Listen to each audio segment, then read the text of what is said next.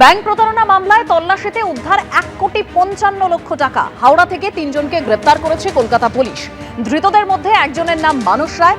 অভিযোগ, Punjab national bank থেকে জমির জাল কাগজ দেখিয়ে ঋণ নেওয়া হয়েছিল প্রায় 4 কোটি টাকার। অভিযোগ পেয়ে তদন্তে নামে পুলিশ, আর তারপরই গ্রেপ্তার করা হয় এই 3 জনকে।